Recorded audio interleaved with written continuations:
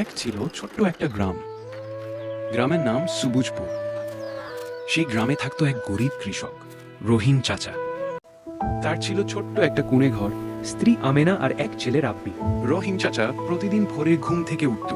মোরগ ডাকতেই সে বলতো, চলো মাঠে যেতে হবে, ফসল না ফললে পরিবার খাবে কি।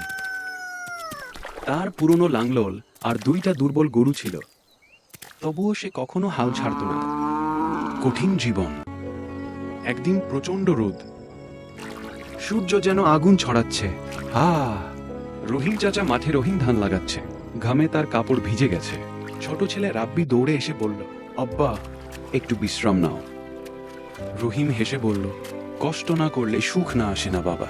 রাব্বি বাবার কথা শুনে চুপ হয়ে গেল। বিপদ শুরু। কয়েকদিন পর হঠাৎ আকাশ কালো হয়ে গেল। ঝড় শুরু হলো। বৃষ্টি এত বেশি হলো যে পুরো মাঠ পানিতে ডুবে গেল। গ্রামের লোকেরা বলল, সব শেষ, এবার তো ফসল বাঁচবে না। রহিম চুপচাপ দাঁড়িয়েছিল, তার চোখে পানি চলে এলো। কারণ এই ফসলই ছিল তাদের বাঁচার শেষ আশা। হতাশা। সেদিন রাতে ঘরে কোনো খাবার ছিল না। আমিনা বলল, এখন কি হবে? রহিম দীর্ঘশ্বাস ফেলে বলল, আল্লাহ ভরসা। ছোট্ট রাব্বি সব শুনছিল। পরদিন সকালে সে বাবার কাছে এসে বলল, আব্বা আমরা আবার চাষ করব, রেঞ্জ। রহিম অবাক হয়ে বলল, বীজ কোথায় পাবো বাবা? রাব্বি একটা ছোট্ট কৌটা এনে দিল। সে কিছু ধানের বীজ লুকিয়ে রেখেছিল। আমি জানতাম দরকার হবে। নতুন শুরু। আবার শুরু হলো কাজ। বাবা ছেলে একসাথে মাঠে নামল। ধীরে ধীরে মাঠ সবুজ হয়ে উঠল। সোনালী স্বপ্ন।